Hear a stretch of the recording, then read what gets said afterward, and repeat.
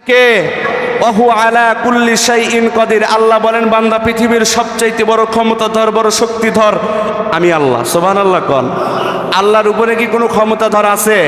পৃথিবীর কোনো member, chairman, নমরুদ, ফেরাউদ, রাষ্ট্রীয় দলের প্রধান, পরিশেষে আমাদের হাসিনা তো এটাই দাবি করছিল, কিন্তু টিকতে পারছে?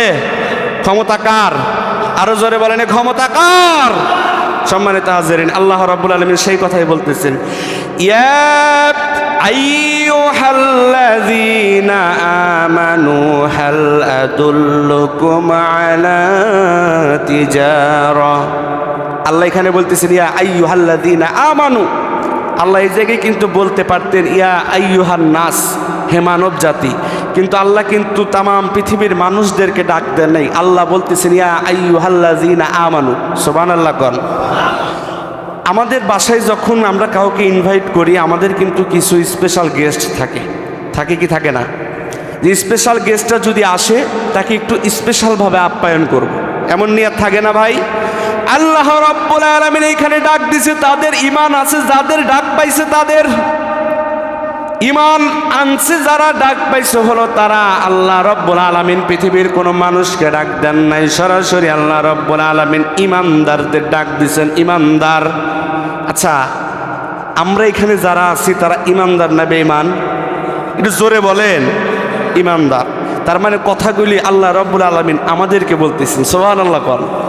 কারণ আল্লাহ ঈমানদারদের ডাক দিছে, বুঝেন? ঈমানদারদের ডাক দিছে, পৃথিবীর কোনো মানুষকে ডাক দেয় না, ঈমানদারদের ডাক দিছে। তার মানে আল্লাহ আমরা এখানে যারা আছি সবাই ঈমানদার। তার মানে আল্লাহ রাব্বুল আলামিন আমাদেরকে বলতেছে। সুবহানাল্লাহ কোন। আমার ভাইরা, যে কথা বলতে যাচ্ছিলাম গভীর মনোযোগ শোনেন। বানানো কোনো ঘটনা নয়, বানানো কোনো কেচ্ছা নয়, সরাসরি কোরআন থেকে আলোচনা করতেছি ভাই। আমি আপনাদের দূরের মানুষ না, এলাকার মানুষই। আমার ভাইরা একটু গভীর মনোযোগ দিয়ে শোনেন। ইয়া আইয়ুহাল্লাযীনা আমানু, আল্লাহ রাব্বুল আলামিন ডাক দিয়ে বলতেছেন ঈমানদারদের, এ ঈমানদারেরা শোনো, হাল আদুল্লুকুম আলা তিজারা, আমি কি তোমাদেরকে একটি ব্যবসার কথা শিখিয়ে দেব না? আলা তিজারাতিন তুনজিকুম মিন আযাবিন আলিম।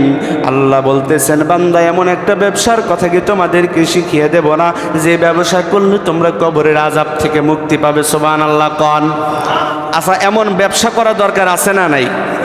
জোরে বলেন, আছে না নাই? এই ব্যবসা কি সুদের ব্যবসা ভাই? ঘুষের ব্যবসা? দুর্নীতির ব্যবসা? মাতব্বরের বেনসন সিগারেটের ভিতরে 1000 টাকার নোট ঢুকায় হাদিয়া দেওয়ার ব্যবসা?